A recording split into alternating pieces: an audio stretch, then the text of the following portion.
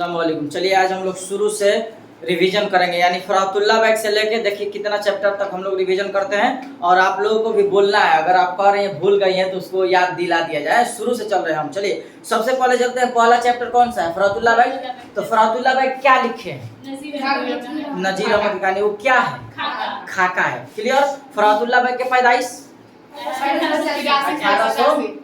1883 या 1885 हम बताए थे। ये कर कहे तजकीरा निवेशियो तो 83 और दुरुस्त कहे तो 85, यानी फरातुल्लाह बैग के मुताबिक 85 में पैदा हुआ, लेकिन तजकीरा नवेशियों के मुताबिक 83 में पैदा हुआ। क्लियर।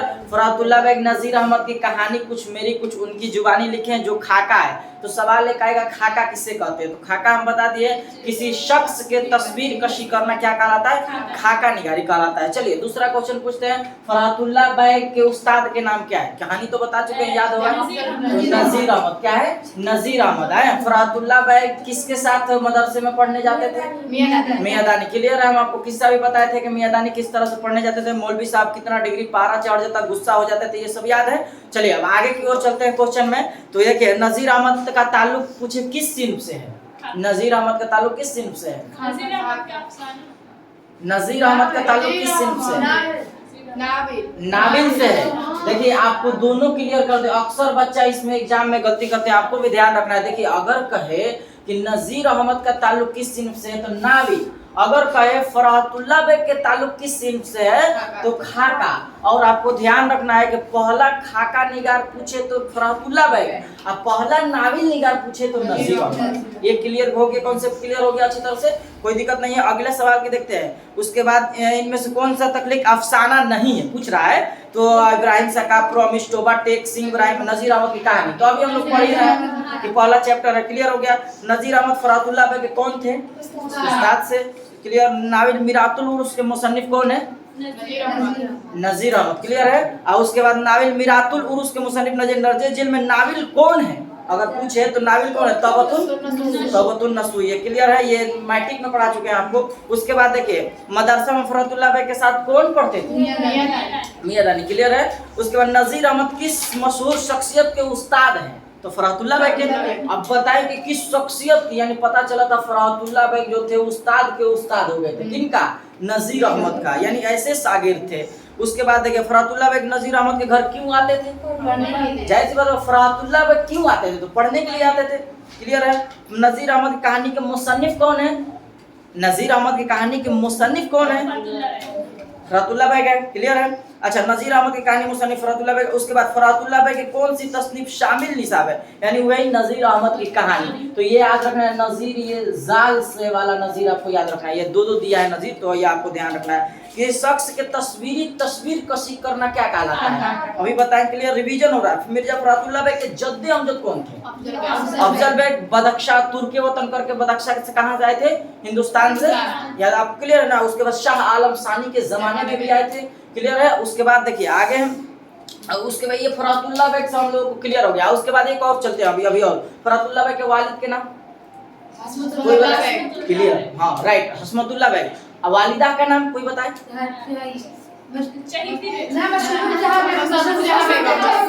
मशरूफ जहाँ बेगम। क्लियर है, बिल्कुल। चहेती बेगम ये नहीं होगा, ठीक ना। फरातुल्लाह बैग की शादी कब हुआ, किसको? 1908। क्लियर है।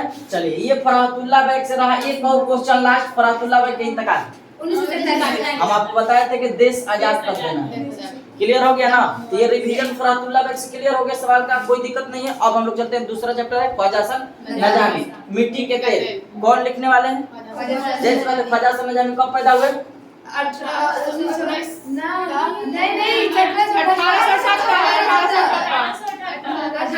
क्लियर है ना, लिखने से नहीं ना, आपको ध्यान रखना है। तो यहाँ 8 बना देना है, ठीक। 1878। ख्वाजा हसन नजामी के वालिद के नाम? सैयद आशिक अली। ख्वाजा हसन नजामी के वालिदा के नाम?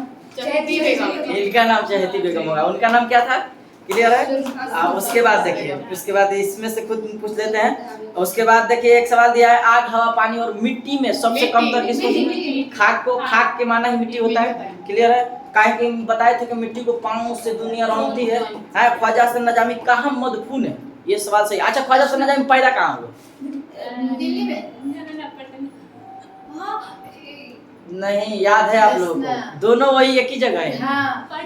ना ना ना ना, आप लोग याद पारिए। चलिए खैर, निजामुद्दीन ख्वाजा सा नजामी कहाँ मखदूम? बस्ती हजरत निजामुद्दीन औलिया। चलिए अब तो हो गया क्लियर। ख्वाजा सा नजामी के वालिदैन ने उनका क्या नाम रखा? देखिए दो को फर्क था। देखिए सुनिए, सही सुनिए पहले ध्यान से। वालिदैन ने कहे तो क्या कासिम अली, वालिदैन कहे तो कासिम अली। अगर कहे मामू ने उनका नाम क्या दिया था? हसन अली या अली हसन, अली हसन। अगर कहे कि उल्लमा इकबाल क्या नाम दिए थे तो ये वही नाम दिए थे ख्वाजा हसन, जो इसी नाम से क्या है मशहूर हो गया। ये क्लियर हो गया जवाब ना। उसके बाद सिपारा दिल किसकी तसनीफ है? ख्वाजा हसन नजामी, क्लियर है। उसके बाद ख्वाजा हसन नजामी के मोरसी आला के एक बड़े बुजुर्ग हैं, उनका नाम बताइए। सैयद बदरुद्दीन अजमल, सैयद बदरुद्दीन इसहाक, हो जाएगा ना? सैयद बदरुद्दीन इसहाक पढ़ाए भी थे, ये ध्यान रखना है। उसके बाद ख्वाजा हसन नजामी के वालिदा का नाम हो गया क्लियर, बताए ना क्या है? चहेती बेगम। हाँ, ख्वालिदा वालिदैन के इंतकाल के बाद ख्वाजा हसन नजामी की कफालत किसने की? क्वेश्चन बड़े भाई, ये आपको याद रखना है कि बार बार सवाल पूछा जाता है, ठीक ना?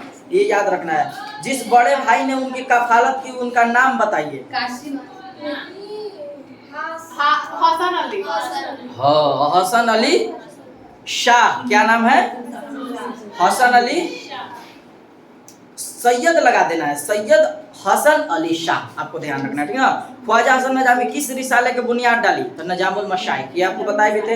रॉकफेलर किस चीज का तिजारत करते करते बेशुमार थे? तो आपको बताए थे कि रॉकफेलर एक अमेरिका का ताजिर था जो मिट्टी के तेल यानी किरोसिन तेल जिसको कहा जाता है, उसको तेल के तिजारत करते करते आहिस्ता आहिस्ता क्या बन गया?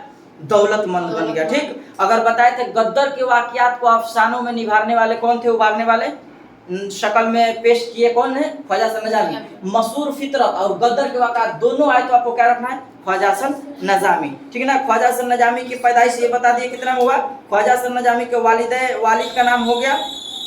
हाँ, लास्ट बच रहा है रॉकफेलर कौन था? ताजिर था, ताजिर अगर कहे तो इसके। और उसके बाद अब एक आखिरी सवाल है, ख्वाजा हसन नजामी के इंतकाल कब हुआ? 1953 किसका है? शेख सुलेमान नदवी का है। ठीक, एक चैप्टर और आज हम लोग रिवाइज करके छोड़ दे रहे हैं। ठीक, उसके बाद बाज पुराने लफ्जों के नई तहकीक कौन लिखने वाले हैं? शेख सुलेमान नदवी। कब पैदा होंगे? 1884। क्लियर है? ख्वाजा शेख सुलेमान नदवी के वालिद के नाम हम आगे बता देते हैं। सैयद अब्दुल हसन, अब्दुल नहीं अब्दुल हसन। क्लियर है? वालिद का नाम क्या है? सैयद अब्दुल हसन। सैयद सुलेमान नदवी क्या लिखे? बाज पुराने लफ्जों की नई तहकीक क्या है?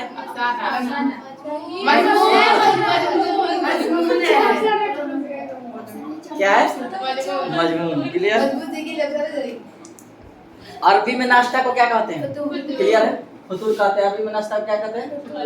फतूर के माने क्या है? शेख सुलेमान नदवी की वफात कहाँ हुई? कराची।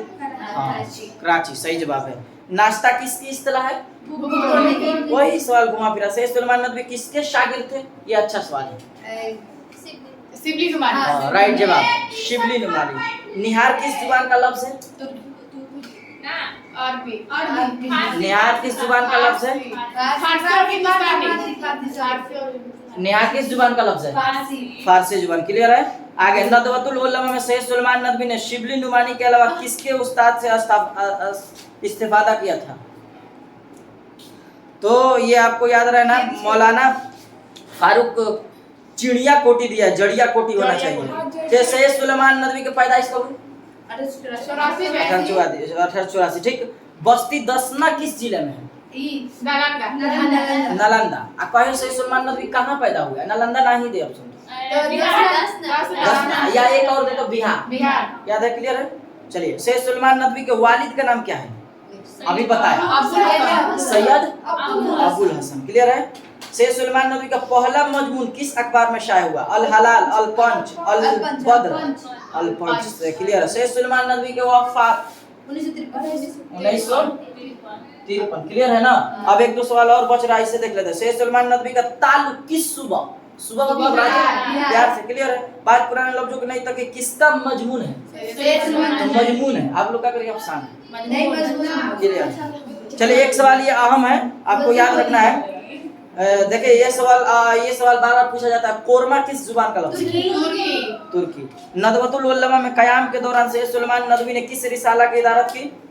अन-नदवा, बुरहान, मारूफ, नकीब। अन-नदवा याद होना चाहिए। शिबली के वफात के बाद शेख सुलेमान नदवी उनकी नामुकम्मल तस्नीफ को किसने मुकम्मल किया? उसका नाम क्या था? सीरतुन नुमान, सीरतुन नबी, अल फारूक, अल माऊन। सीरतुन नबी को मुकम्मल किया, ठीक ना। अब आखिरी सवाल देखते हैं। शेख सुलेमान नदवी को इनमें से किस जुबान में महारत हासिल नहीं थी? तो आपको पता था अरबी, उर्दू और अंग्रेजी में माहिर थी, लेकिन संस्कृत में नहीं थी। तो ये 3 चैप्टर तक रिवीजन आपका हुआ। अब तो क्लियर हो गया ना, इससे सवाल आएगा तो क्लियर हो जाएगा। तो ठीक है, आज के लिए हम लोग इतना ही रहने देते हैं, फिर अगले वीडियो में मिलेंगे। अस्सलाम वालेकुम।